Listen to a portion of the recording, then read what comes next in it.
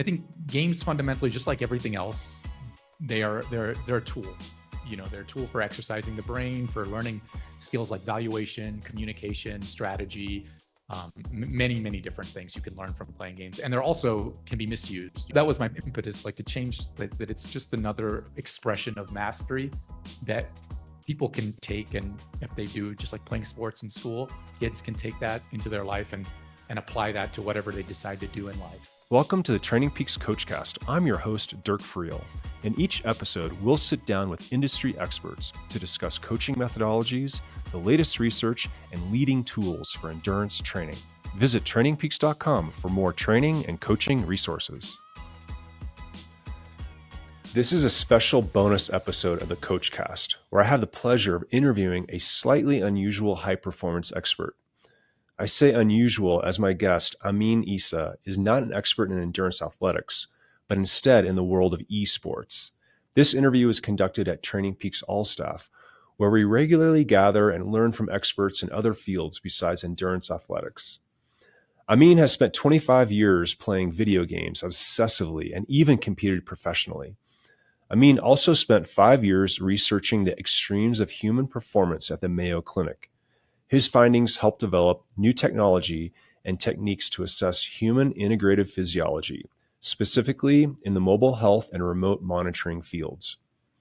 In studying performance optimization in athletic, military, and esports fields, he has discovered a clear overlap between esports athletes and traditional performers. Finally, Amin is the founder and CEO of Mobalytics, a performance assessment and optimization platform for gamers. Their goal is to help all competitive gamers learn from their data in order to make meaningful improvements. Our special guest, Amine Issa. Yeah. We're talking about all things human performance related. His specialty is gaming. My specialty is in endurance sports. Many of you, your specialty is music. And we have other experts in the room in other domains. But I think there's a lot of commonalities between them. It'd be awesome to see engagement from the audience as well to fill in gaps where we aren't the experts. So it should be a good kind of learning experience to go into all things high performance. So welcome, Amin. Thank you. We only have one mic. Yeah. We're sharing a mic here for a minute or two.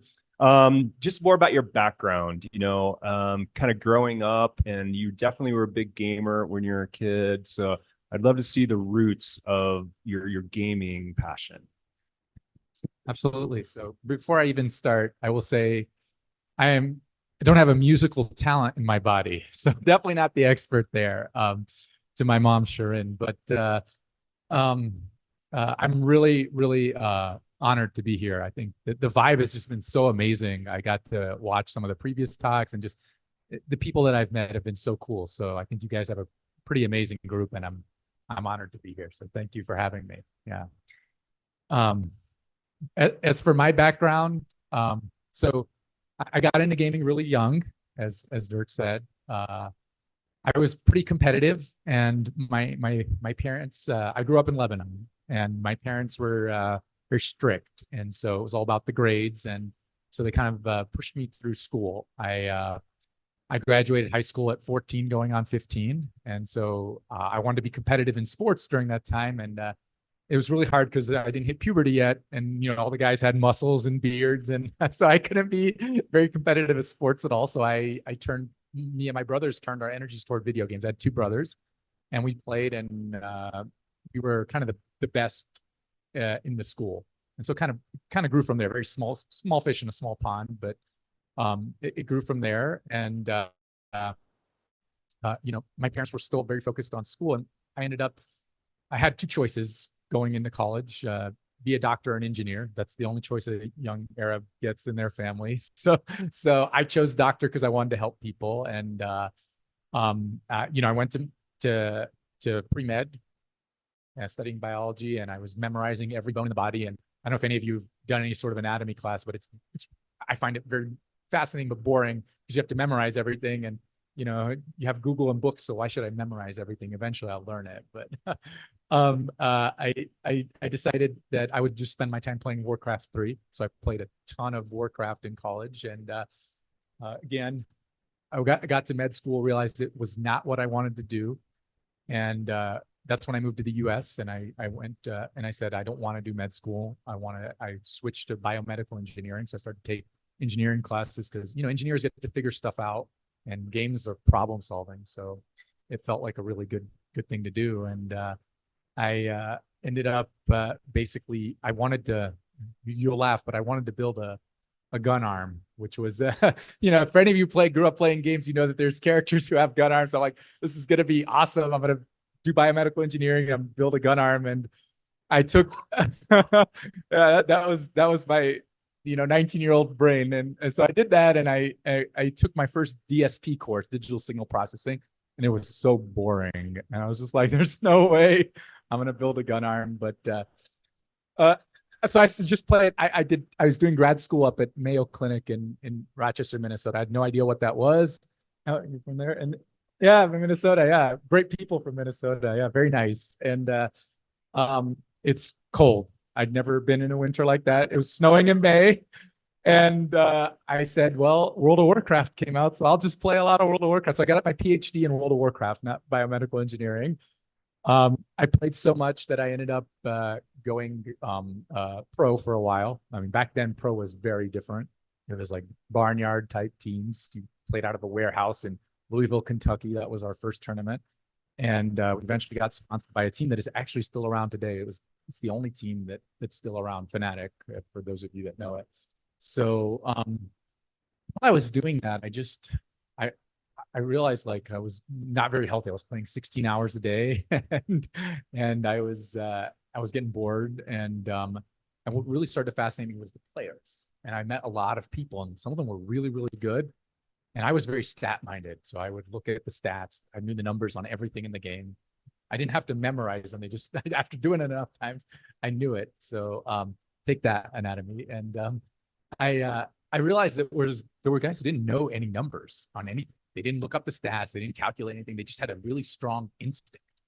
And so I was like, there are these players that are just so honed in their instinct, their muscle memory and stuff. And I was just so fascinated what made great players great and different. And so I decided I'm going to double down on my thesis and my research and try and study performance. Somehow, one way or another, I ended up in a high performance lab for my postdoc. And it's a very, very exciting lab. My mentor there, he's like a second father to me today. He reminds me a lot of Andy over there. Just a very smart guy who's very nice and just really concerned with the growth of the people, the students and people around him. So, and he said to me,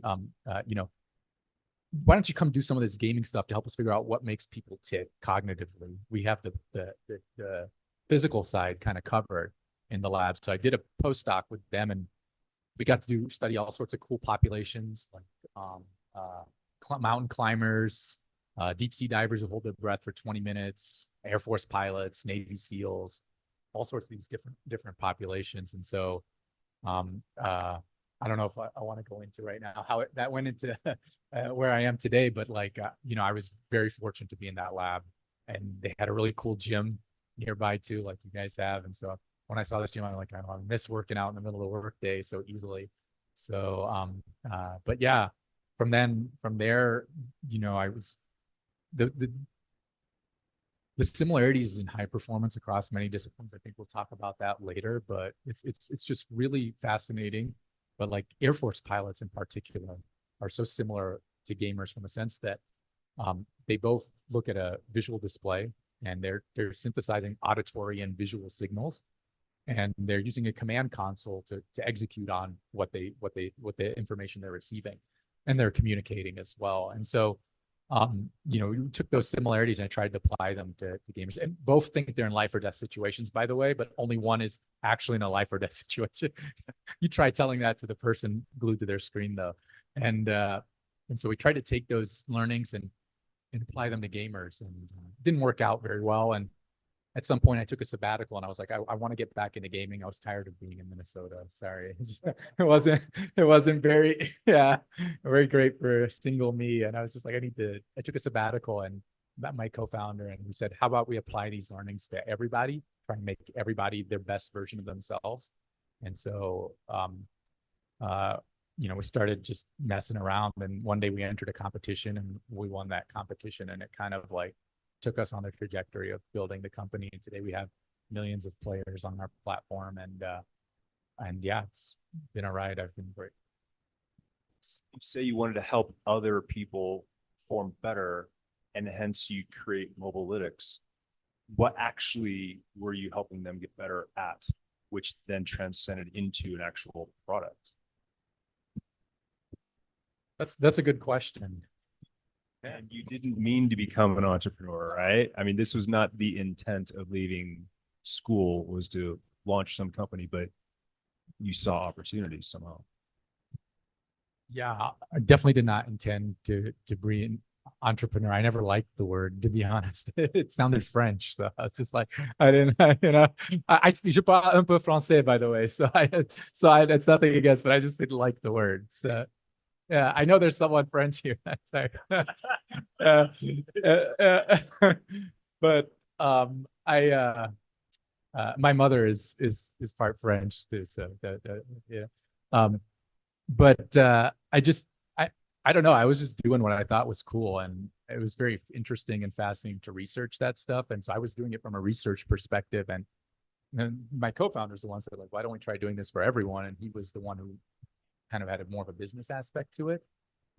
I had tried to do several things, like consulting was my biggest business thing, like consulting for different gaming teams, but I never thought about it like building a business. I didn't know where to start, to be honest. And so, yeah, but when we talk about making players better, right? I think that's really interesting because it's not very simple at all. I think you guys know that. It's not like one thing that makes someone better. There's shared threads, but it can be different things in different games. But I think if you just ground it in the commonplace, I think all high performers have some areas where it's like they have the mental discipline to be able to be real with themselves or get the real feedback and understand what that feedback is saying and act on it to change it, right? And so the thing about gaming that wasn't there, that's different from actual sports is, back in the day, there was on-body monitoring and stuff, and that's become a lot more commonplace. You guys use a lot of that, but that wasn't as popular in the early 2000s.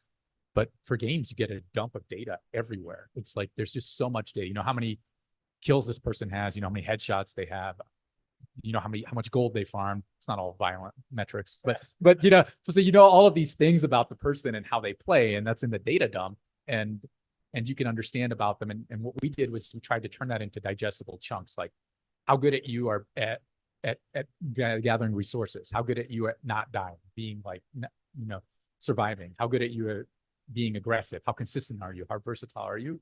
And we try to give the people back that feedback. But I think the key thing was that we were providing feedback in an easy, digestible way and giving them insights on how to act on that. I think the biggest difference between gaming and your field is that, usually the people that come through here, they're very serious. And people are playing games, a lot of them just, even if they're getting scores and ranks, they're still having fun at the end of the day. So they don't necessarily want to put in that deliberate intention to get better. So we provide other things for them that are more casual, like, hey, this is how you be your best self now. Choose this build, choose this character. It's easy to play, that kind of stuff. Well, I would say that's our opportunity. That's the majority of runners, right? They are casual, but yet a lot of them actually have a goal to accomplish something, to finish the 5K and beat Greg or whoever. They set goals, but then they haphazardly go after them, and they only have the 5 hours or 6 hours a week to train. So it's trying to make the most of their training minutes, right? So as a coach, I think about assessing the athlete coming in, and then I assess the individual, I assess the event, and then there's a gap analysis. So how do their weaknesses relate to their goal? So are you doing that? So specifically explain to us what Mobalytics is doing and analyzing, and is it actually teeing up where you need to improve as it relates to your goal. Yeah, absolutely. So I think I'd love to ask you a question after about the about about the how many people come to you and then once they realize how much work there is, maybe back off.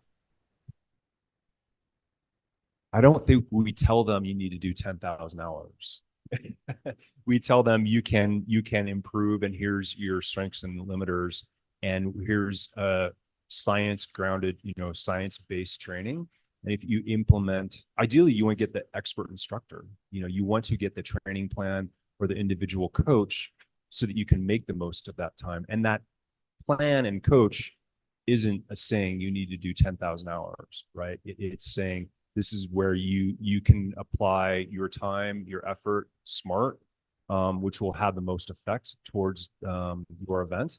But then that builds on itself, right? There's a daily goal, a weekly goal, a monthly goal, an annual goal, and it takes it. I mean, literally, like if you start with an athlete, in your head you want at least 2 years with this athlete to really get the progress you want to see, but you're not going to dump that 2 years with the knowledge on them on day one, so you're not going to overload them and then they'll give up on day one because they, you got to give it to them in chunks, right? So it's 100% kind of the same thing for us. We try and I don't think we're as rigorous though. I think the coaching systems you guys have built and the way athletics trains is very disciplined and there's a lot of science behind it. I know that from my time in the lab, there's a lot of science. So some of the things we do is very similar. You'd imagine someone they don't have enough upper body strength, so you give them something for that. They don't have enough leg strength. So you guys give them something for that. And so it's very similar. When you think about a player, they have different disciplines. And when you think about games, it's kind of like sports. You have different types of sports, stick and ball sports, endurance sports, just different ways of categorizing extreme sports. And those require different kind of functional training to optimize your performance in them. And so in games, you've got like strategy games, shooting games, fighting games, racing games, whatever. So each population needs a different kind of regimen. And what we do is we try and use their performance results to give them information on where they're strong and where they're weak. And like if you were telling me about your pyramid earlier, like basically strength, endurance, force, speed. Yeah. And so we think about players, like usually most games you have the strategic part, macro, kind of like big picture. Like I understand that, think of it like kind of like chess. You understand each piece's range of movement, when to use, when should I be aggressive with my knight? When should I be aggressive with my bishop? Whatever, when should I not? And so, and then there's micro, which chess doesn't really have because there's no kind of like execution, but like hand-eye coordination, dexterity, that kind of stuff. So, you can even break that down further into macro, micro, and mechanics. So some players have phenomenal mechanics. My younger brother is incredible at mechanics, but he's like booshed for brains, like no strategy whatsoever. I tell him it all, he just runs in and he thinks he can outplay everyone, 1v10 kind of person. And so, you need to develop all of those pillars. And some players are going to always be better at specific pillars than others, just like everything else in life. Right. Yeah. And there's a learning curve to each game. They progressively get harder, different levels. Yeah. So what'd you say? Mechanics, strategy. Is there another pillar? So yeah, mechanics and strategy, you could probably do that. And micro and macro, the difference is macro is very big picture, right? And micro is very tactical. Like in specific situations, what do I do if there's like these things are happening now? I have to react fast. Right. Yeah. So in athletics, we might think endurance, force, speed, skill, and we combine those to create power, anaerobic endurance, and muscular endurance. Yeah, you guys have a much better system. So you kind of start, at the basic levels, and you go in the gym to isolate strength, right? You are a cyclist, but you're going to the gym to isolate one basic element of performance, right? We can then do speed drills on the bike, for example, or run drills where you're doing high cadence, strides, and it's only 15 seconds long, but really high cadence, just to build that neuromuscular pathway. And then obviously you have endurance. So you can isolate that and go super easy and go for 4-hour bike ride, nice and mellow and have fun, right? Can we isolate these out within gaming? Because we do have a purpose on every single day in athletics. I'm working this specific portion of my goal performance, right?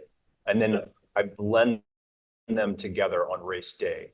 Is there any kind of isolation of training of these basic skills, like, Yes, but or not enough of it? Or no, definitely not enough of it. I think Josh can talk to that. I don't know where he is in the crowd. There he is. Yeah, but like that's where the coach really comes in, right? I think, so games are very different from traditional sports. Gotta imagine you're a kid and you're playing a video game and you go online and you press play and then you play and then you win or you lose, and it's pretty easy to understand what happened. Like, I'm better than this person, I have a rank, whatever. If you're in athletics, it's very different because you have to go physically somewhere, and then you always almost have a coach. Even at a young age, there's always coaches, so you're used to coaching, you're used to feedback, you're used to drills. But the kids that go into the pro scene or who want to get better, there's none of that stuff in the gaming industry. It's very, very rare. I think there's a few teams, like one of the pro teams that I worked with early on, we developed kind of like a system to be able to analyze those three skills. Mechanics, we had a mechanics test that was just pure mechanics. And then we had a strategic test, a macro. Yeah, eye track. Isn't there eye tracking? Yes. So yes, exactly. So we did use eye tracking. And the reason why we used eye tracking, we first started using it with pilots, is because the eyes are the gateway to the brain. They're probably the easiest way for us to understand what a person's thinking. So let's say you're playing a game, and just to make it easy, let's imagine there's three roles in the game. There's a tank, a damage dealer, and a healer, and both teams have one. What often happens is the damage dealer needs to select who to target. And usually you want to target like the healer so that you can start to take other people offline. And so you can look where that player is looking, and you can look at what they're executing and what actually happens. And you can see if there's a sync with where they looked and what they did. And you can see if they're thinking the right thing, they're targeting the right thing, because you don't always target the same thing. Right. Well, and like, what about you think about like peripheral vision? And I know like in football, soccer, you kind of know you have some teammates or defenders back here. You're not seeing them. You have to remember that they're back there. Yep. And you can do a blind pass like LeBron James through the legs to somebody else that you're not even looking at. Is there that concept of like putting stuff aside, 100%, remember to pull forward at some moment? So that's all those really good players are super intelligent in traditional sports. And they also are I think one of the things that was most surprising, there's a great video on I think YouTube. It's like Cristiano Ronaldo's eye tracking. You should look that up. It's really cool, but it's very hard in traditional sports to get eye tracking on people, just because it's like they're doing stuff, right? So it's very, for a gamer, he's just sitting in front of a chair and it's super clean data, very nice. And what you'll learn is that the better players, their gaze pattern, super fast. So they will glance at many different points across the screen, like 100 times faster than the average Joe. Like, the nice thing in gaming also, when you study people, they're already striated for you very easily. Everyone's given a rank. So when you take a person in a different rank, you can see the data in that rank and you can striate that. And so basically you'll see their gaze pattern so fast. It's moving between, the red dot is moving everywhere. They're analyzing targets, analyzing information, using that to make those judgments, like pass the pat back, which target do I select, et cetera. All of that, they're doing that really fast, and their information processing is really high. We call it information processing score internally, but they can just take in more information than the person who's worse than them, and they can make decisions faster, and they make judgments faster. And I think that's key for all kind of athletics. Even I think when you think of like technical sports, more than endurance, it's like you're always making judgment decisions. I think I read a quote from Manchester United's coach, Alex Ferguson. He said, like, what would you do differently if you could coach all the players again? He said, I'd make them play chess, because football is a game of decision making. So I think they're making decisions every millisecond with players. Where's the opponent? Where's the ball? Where will it be? Right. Yeah. All right. Class participation. On the music side, what are fundamentals to learn in music education? Like I said, endurance sports, speed, mechanics, strategy. Could we get this out here? First, I want to make a comment. In 2006 or 2007, in Eden Prairie, Minnesota, I helped World of Warcraft upgrade their 30-seat finale license. All right. The most important thing in music is to practice your scales. Oh, thank. Anything else? Someone said sight reading, Sight reading. but also back here. For any wind player and strings probably as well, long tones. If you can't play a 5-second long tone without consistent sound and dynamics, then playing all the fancy stuff is worthless. Okay, so hold it. So then will you, as an instructor, music teacher, isolate that skill in today's learnings? Oh yeah, And actually, focus? even just today's all staff, or was it the music one, talking about the foundations series that they're doing, Oh, yeah. a ton of that, which I've looked into a little bit, it's long tones. I can speak better to it than I can. It's long tones. That's like one of the key things you have to do. I heard sight reading as well. So isolated instruction around sight reading, correct? Right? And then and then you have to bring that all together on concert day, right? Just like on the event or the game day. So Yeah. I don't know what long tones are, but they sound pretty important. See, I told you, I don't have a musical gene in my body.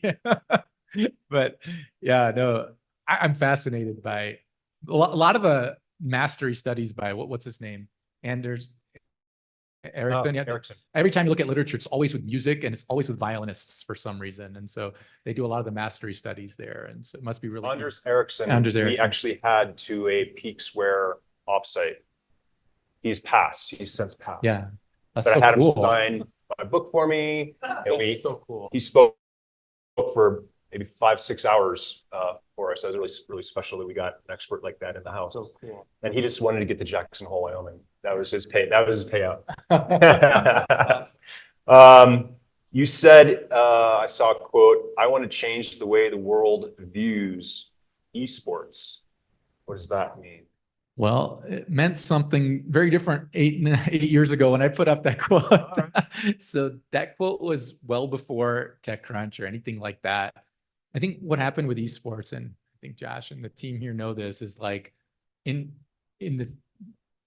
I was playing in Minnesota and I would go to all these tournaments, I actually got kicked out of my first lab, which was an exercise physiology lab, because there was an interview that appeared in the paper of me. And it was on the front page. I can't imagine. There must have been other stuff going on in that town. I don't know why it was in the front page in a town, pretty big town in the Midwest. And so my boss saw it, and I was coming in quite regularly at early in the morning, 6 a.m. on weekends to do work. And he told me, like, I don't think you're taking this very seriously. And I'm like, oh, I'm here at 6 a.m. How am I not taking it? And so he thought all that time I spent playing games could be put to something else. And so that kind of put a little bit of a chip on my shoulder, where it's like, because some people saw that article and they came to me and they said, like, I would never let my kid touch a video game. That's just awful that, that you spend your time like that. And some would come and say, oh, that's really cool. And they would want to learn more. I think games fundamentally, just like everything else, they're a tool. They're a tool for exercising the brain, for learning skills like valuation, communication, strategy, many different things you can learn from playing games. And they're also can be misused. You can become addicted. You can learn the wrong things. You can become way too off the deep end. So everything needs to be appropriately balanced, right? And so at that point in time, nobody really knew what esports was, and like nobody cared, right? But somewhere around when TechCrunch was, when 2016, the venture capital industry really took notice on esports when Twitch started to get really big and the numbers went up. And so a ton of money got put into that field, and you had this big ride, like teams were getting $200 million rounds for a team, and they were being valued like tech companies. And so kind of that bubble kind of burst right now, and it's more of an organic kind of curve. But everybody knew about esports at that point, roughly. People play video games for money. But I kind of wanted to change how people thought about it, as like it was a waste of time. Everyone always used to say, my parents, when I decided to stop being a research engineer at a medical institution and start a gaming company, they weren't very thrilled, I can tell you that. They thought I was crazy. My mom still asks me when I'm going to be a real doctor again. I said, I was never a real doctor. I was just a researcher. But so yeah, that was my impetus, like to change that it's just another expression of mastery that people can take, and if they do, just like playing sports in school, kids can take that into their life and apply that to whatever they decide to do in life. Yeah. Yeah. Absolutely. And what about training for gaming and coaching within the sport today? And Coach of Five guys might be able to like chime in, obviously, as well. But what, you know, yeah, who has a coach? Where do you get a coach? Do teams have coaches? Like, just what does it even look like? He's the guy. All right. What does coaching look like in gaming today? Like, how many, you know, do teams have coaches? I just like, can I hire a coach? You know, Yes. what does coaching look like? You know, and how old is it? I mean, the profession of coaching and the proliferation of it, and how does that look? Yeah. So, I mean, it's definitely been around, you know, I'd say since the internet. It's definitely something that was really more based on the internet, where you kind of had that connection, you know, better players were willing to train, you know, other people, you know, kind of share their knowledge. You know, most of the time it was just straight up for free, right? It wasn't until a lot more recently that people were actually starting to professionalize their coaching and realizing that, you know, you could actually make money from your skill. And then that's also when people started realizing, oh, hey, you know, you can't just be good at the game. You have to also be good at coaching, right? You can't just, you know, tell someone to do something. You need to, you know, give them those skills, show them how to learn those skills in a good way. And then as for, you know, who gets coaching, it really, you know, kind of goes across the spectrum. You know, just a regular person that, you know, is maybe coming into a new game and wants, you know, a boost. You know, maybe a dad of two that has very limited gaming time, wants to get better at a new game that his friends are talking about. Yeah. And then you go all the way up to the pro teams. And so pro teams, you know, the better ones, you know, they'll generally have, you know, kind of a full structure. They'll have a head coach who's in charge of everything, organizing scrims, you know, setting strategic direction. And then you'll have assistant coaches. And depending on the game, you'll usually have coaches that are focused on one role within the game.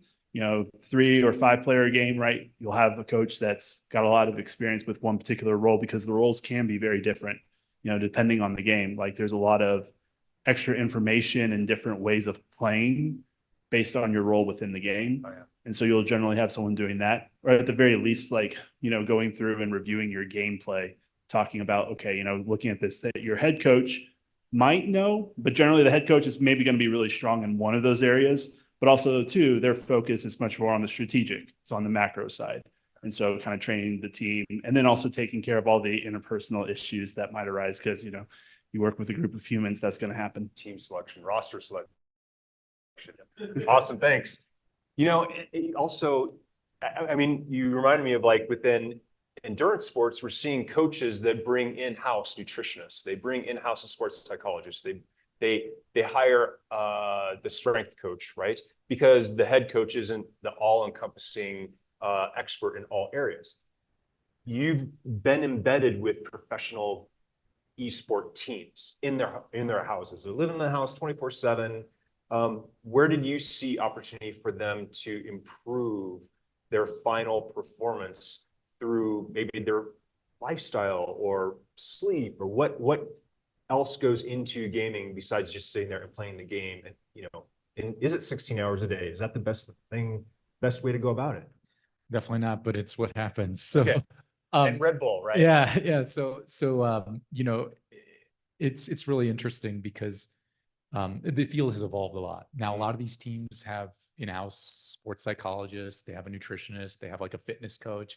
They try and balance stuff for the players. The more successful teams definitely have seen the light, but that's a fairly recent development. In the early days, one of the team owners that I work closely with, I would fly out to their team house in Las Vegas, and I would sleep on their couches next to the empty pizza boxes and the Red Bull cans. They were sponsored by Red Bull Monster, actually. Sorry, Monster, yeah. And they would play all night and wake up, and they'd get ready to go to the game the next day, which was in the studio where they'd play.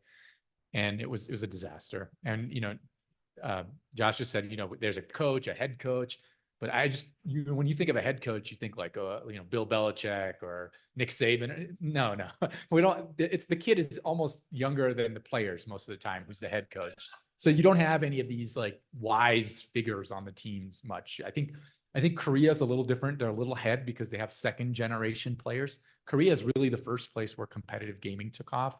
In the late 90s, very late 90s, early 2000s, StarCraft was a really big strategy game that took Korea by storm. You could see it on TV and 2 different channels all day. Even like there's a joke that to marry someone's daughter, you have to beat the father at StarCraft kind of thing. So so that you have a second generation of players who are playing StarCraft and no longer play competitively, but they're the coaches. So they've kind of known they're still young. They're younger than me now, right? So so we don't have that kind of lineage, and that'll change as the field evolves, I think. But definitely, you know, playing 16 hours a day is not what you want. But you have to understand, I just want to put you in the chair of a person who's really good, who plays a lot of these games. It is so easy.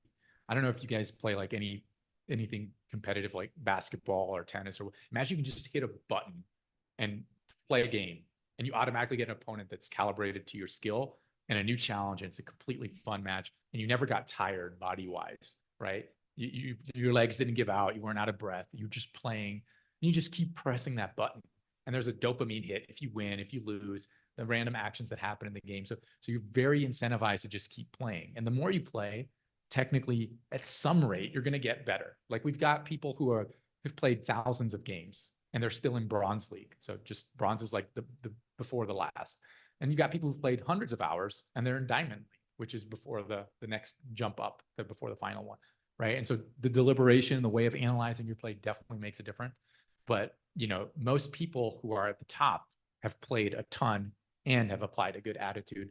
But the problem is that when everyone's really good, the players that have much more discipline and a balanced kind of like, they're fit. Because, you know, I'm a firm believer, and I think it's a very proven thing of the Japanese saying, ki, kin, taichi, like body, mind, spirit is one. And so I think in everything in life, whether that's at work or in your physical performance or in your gaming performance, being healthy is just as important. You think clearer, you make better decisions, you can go longer, you can do whatever you need to do when the pressure's on. So I think that's something that's coming into the industry, but you still have a lot of people who don't really believe it or whatnot. But I think it's very important. Yeah, it kind of reminds me of the early 2000s when cycling was just traditional. You just did what they did for the last 100 years, you know, and then we started bringing in science into it. And then every athlete was assigned to a coach. Before 2000, you trained on your own. Even at the Tour de France level, you didn't have a coach. Wow. And so it was more directed, unfortunately, by doctors and doping and drugs, and more so than actual smart science training. But with your work in Mayo Clinic and all that technology, you certainly came across HRV. Can you explain HRV and how might, like, preparation for a game, a big competition, you know, you want to, I would assume you'd still want to taper and come into that competition fresh and ready to compete, and how might HRV or sleep might affect preparation? Yeah, I think it's just really difficult because HRV is a really incredible metric. I think the military was the first to kind of use HRV to like say, hey, like, you know, our people are fatigued, but it's a great indicator. I think if it's too low, it implies fatigue, right? Yeah, high is better. High is better. Better reaction. Yeah. I mean, I haven't dug into that stuff for a long time, but back in the day, we used to take like 1,000 hertz sampled on body data and do the HRV analysis, but I haven't really dug in. But gamers have traditionally very bad habits, and it stems from a number of things. They should be resting before game day. Some of the good team owners and coaches enforce that. But I think there's also mental tax, right? So imagine the difference between like a traditional athlete is they're much better disconnecting from the electronic world. But gamers are always on Twitter, on Reddit, and they're reading stuff. That's just the world they grew up in and they live in. And so it's like, oh, dude, this person sucked. Why did he throw that game? So their mental is really, really high, and they can't disconnect from electronic devices, and they sleep like shit because of that. Most of them, you know, so there's a lot of challenges there. I'd say some of them are really good. There's this great player. His name is Reckless. He just has a flip phone, right? And he barely uses it. So yeah, some coming back. Those are coming back. Yeah, I mean, I advocate. I don't use one, but I advocate for that. I think being able to just disconnect from stuff is so there's not just the physical tax. Like, I think it's a different tax. It's a mental tax, because you get to before the game, I can just play a few more games and just learn this champion, because, you know, there's like, the game is so diverse. and it changes every day. Like imagine like basketball changed the rules every 3 months. There's no more 3-point line. There's now a 5-point line, and it's here. And there's like a little circle in the key this season. There's a circle in the key that's like, this big. If you put your feet in it and you score a layup, you get 5 points. Just crazy shit like that happens in games all the time.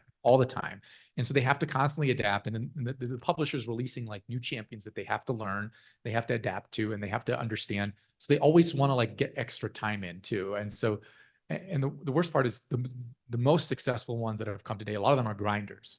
Like, there's one guy, his name's Faker. He's like the Michael Jordan, but he's a big grinder, right? And he'll play all day. And so people still aren't sure how to make what works for them work, but most people would probably benefit by the rest at that point and stuff like that. But there's a significant amount of challenge towards implanting that mentality in players, right? Yeah. So is there any kind of periodization at all? Or is it they just think they improve linearly? So it's a good question. When you showed me your charts of like how you guys think about Like we have a periodization. PMC chart, we can plot the season and you can see the ebb and flow of the training, and you get to a certain level and you just need the rest. Like we all feel that, whether it's mentally or physically. You push. Big problems at work. We have site reliability issues. You're on the 2 a.m. call, right? And that happens for 2-3 weeks in a row.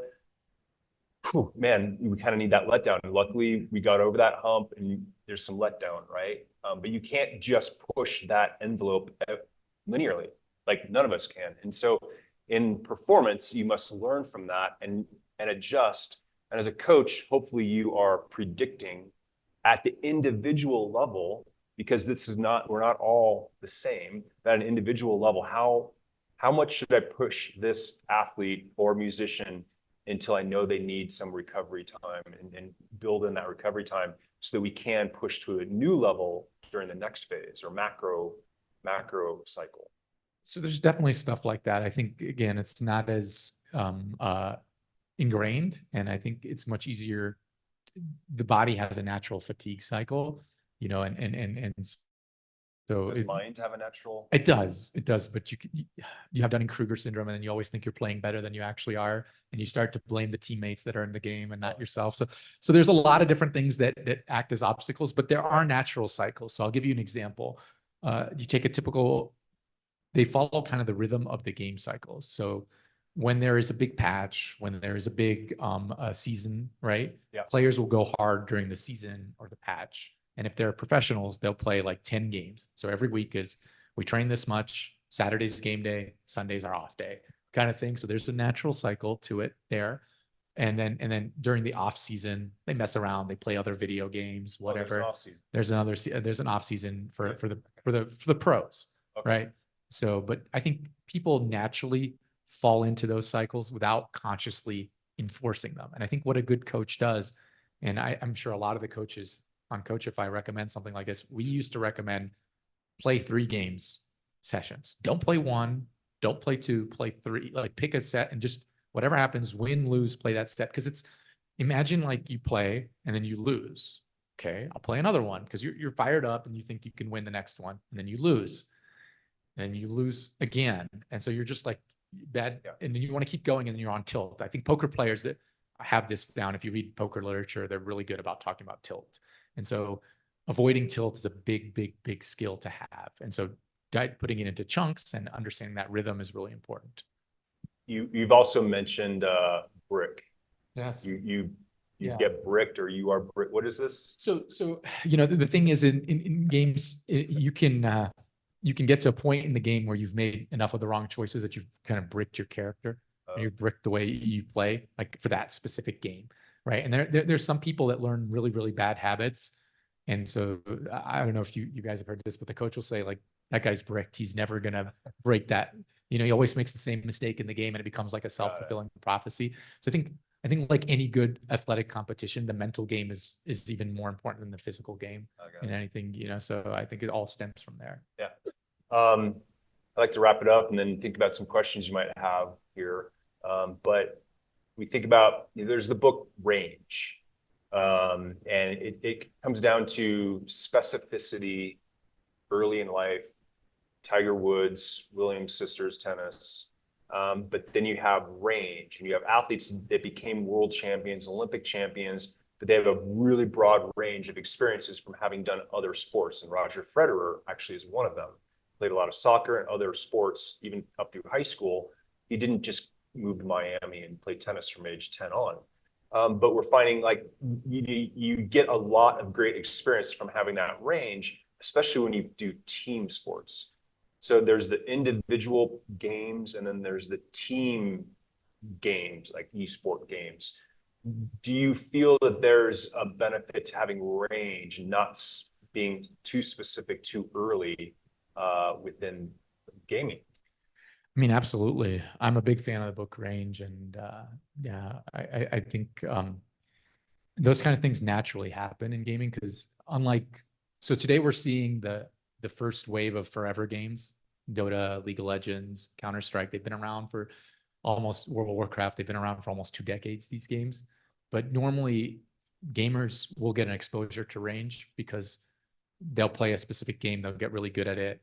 That scene will die because the game's no longer popular. They'll move to another game and they'll carry those skills really well. I think yesterday we were talking about how a lot of the so Fortnite is the biggest a game for young people these days. I'm sure most of the parents in the audience probably don't like it very much, and I'm not a big fan either. But what ends up happening is the kids get competitive and they graduate to something else, and that's like maybe it's Valorant, maybe it's Counter-Strike, maybe it's Call of Duty, maybe it's League of Legends. And so a lot of the skill sets that they learn will apply because they'll have learned to, at the end of the game, a game is just processing information, reacting to that information, and communicating with your teammates. And those are all 3 central core. And the more situations you put yourself in, the more adaptable you become, the more you can recognize new situations when they happen in real time, right? So I think range is huge. And, you know, if you don't play a lot of strategy games in your free time, your strategic game becomes undeveloped, like my brother's, and then so different things like that. But yeah, so yeah. Well, I think about Jason Kelsey too, the video we showed earlier, and all of his range that he had. Yeah. He wasn't just doing football in high school. He did 3 sports plus band, jazz ensemble, and went on to win a Super Bowl. So yeah. Really cool. How about opening up some audience questions or any online if we have anybody, anything, tee it up. That's a good question. Repeat that for the yeah. Are there similarities between fighting game players and boxers? Did I get that right? Yeah. Okay. I don't know is the answer. I don't know. We've never done a study like that. I imagine there is. Fighting game players are really interesting. So one of the most interesting things is there's this myth in the gaming industry that, esports player over 24 are old. And it's a pile of horse shit because if LeBron James at 36 can do what he does, there's no reason a guy at a computer can't. So, and it's also really true. It's proven because fighting game players skew the oldest, and fighting game are the highest reaction time games out there. So it's not about reaction time. It's much more about anticipation and understanding the game and the strength. Are you a fighting game player, Street Fighter player? Okay, got it. Yeah. So experience is very, very big there. So I think it's a great question. I don't know. I don't know the answer though. When I was 13, online question, I was one of the best asteroids players in the world. Are there pro teams that do classic games? Oh, nice. Retro. Love it. Go pro. So I'm not at the same level with that person. I never played asteroids. I started with a Nintendo. I did play a little bit of Atari. I went back, but I don't know if they're pro teams, but there are just single competitions. There's like games done quick, which is how fast can you finish retro games. There's that guy who did Donkey Kong, who they stole his thing later because he cheated on the arcade machine. So was this person on the call who just asked the question, were they really good or did they hack the machine?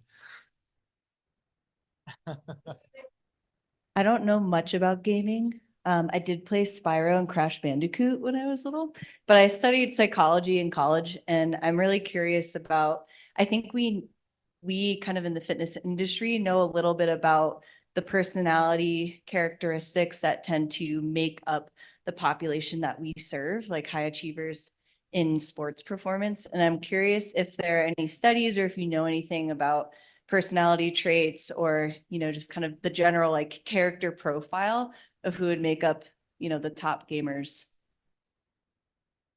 Yeah, I think that's a great question. It's because it's all starts psychological, and the answer is yes. There's a lot of stuff here, and I think there's two different vectors.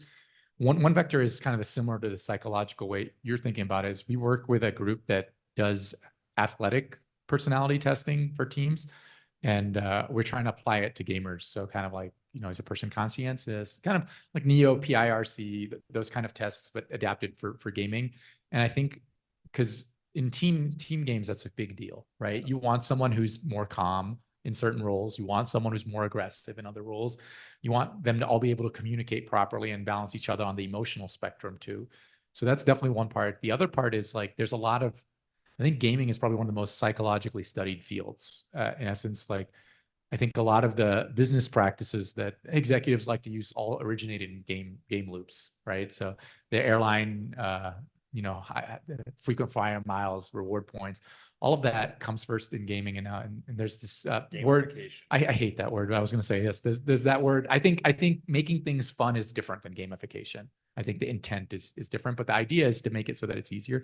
But they classify players into different types. There's like the killer, the achiever, the explorer, and kind of like, I forgot what the 4R, Bartlett's 4, I think they're called, but so different players play games for different reasons. Someone might want to like just dominate everyone else. That's a personality type.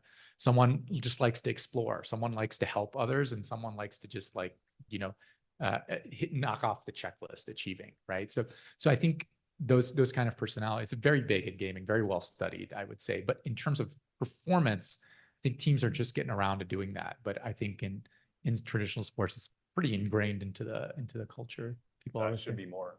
yeah. I think it's a big thing in team sports. Lisa, then Jeremy. So in recruiting, when we're talking to candidates and we're trying to, suss out their motivations and what makes them tick and if this is going to be the right fit for them, a lot of times you talk about like people who have grown up playing sports or have grown up playing music, that there's some characteristics that are part and parcel to those individuals that in recruiting, we can leverage that information to learn more about them. Do you feel like this will also translate into esports, where we will see a similar trend where people who have that background and are looking for jobs will leverage that to be able to, I guess, kind of identify who they are and why they might be a valuable asset to an organization? I love this question. It really excites me because I'm a very firm believer of what I think. Traditionally in my hiring, I don't look at resume at all. I look at like what the person has done and what they play, and I ask them how they played. I play a game with them. That's how I try and understand people. But I think how people do stuff like sports and games is a huge factor on how they perform in any type of problem solving situation, which requires communication, discipline. Actually, when I started Mobalytics, I thought that one day we would use the player data for how they play games to help them find jobs and get hired. So I'll give you a really easy example.